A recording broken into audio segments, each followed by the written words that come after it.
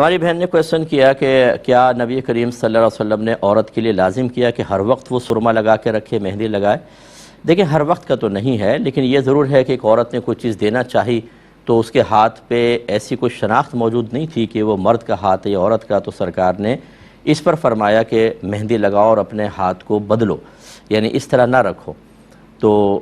اس سے ظاہر ہوتا ہے کہ نبی کریم صلی اللہ علیہ وسلم نے کوئی یہ نہیں فرمایا کہ ہمیشہ لگا کر رکھو، بلکہ اس بات کو محبوب رکھا کہ عورتیں مردوں کے ساتھ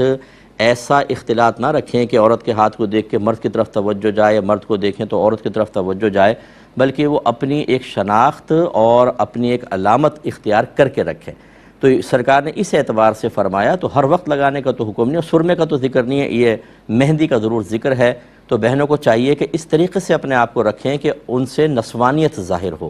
اور مرد اس طرح اپنے آپ کو رکھیں کہ اس سے مردانگی ظاہر ہو۔ اب یہ تھوڑا سا الٹا معاملہ ہو رہا ہے، عورتیں جو ہیں وہ مردوں کی طرف مائل ہیں، وہ مرد نظر آنا چاہتی ہیں، اکڑ کر چلنا اور وہ پٹھے بال کٹوا لینا اور دیگر اور علامات اختیار کرنا، مردوں کی طرح لباس پہننا، اور عورتیں جو ہیں وہ پونی باندھنا شروع ہو گئے ہیں، کوئی ناک کی نت لگا رہا ہے، کوئی کان کے بندے، کوئی کڑے پہن رہا ہے، وہ نسوانیت کی طرف آنے کی بھرپور کوشش میں مصروف عمل ہیں، جبکہ آپ کے نبی کریم صلی اللہ علیہ وسلم نے ارشاد فرمایا کہ جو مرد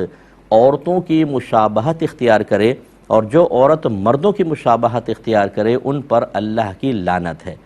اب جب ہم علماء بیان کرتے ہیں، منع کرتے ہیں، تو لوگ ہمیں برا بھلا کہنا شروع کر دیتے ہیں، کیونکہ انہیں پتہ ہے کہ اگر نبی کو برا بھلا کہا تو بہت ہی سخت قسم کا ریاکشن آئے گا، تو علماء کو رگڑو۔ لیکن آپ غور کریں کہ اگر میں آپ کو نبی کا پیغام سنا رہا ہوں اور آپ جواب میں مجھے برا بھلا کہہ رہے ہیں، تو حقیقتاً آپ مجھے برا نہیں کہہ رہے، اس پیغام کو برا کہہ رہے ہیں، اور پیغام کو برا کہنا پیغام والے کو برا کہنا ہے۔ اگر آپ کا لیٹر میرے پاس آئے، آپ کا واٹس ایپ میسیج آ جائے، آپ کی ای میل آئے اور میں ای میل کو دیکھ کے گالیاں بکنا شروع کر دوں، تو حقیقتاً میں کس کو گالی بک رہا ہوں؟ ای میل کو بک رہا ہوں یا بھیجنے والے کو بک رہا ہوں؟ اس پہ ذرا توجہ فرمائیں، ہماری بہنوں کو چاہیے۔ حتیٰ کہ فقہا نے یہاں تک لکھا کہ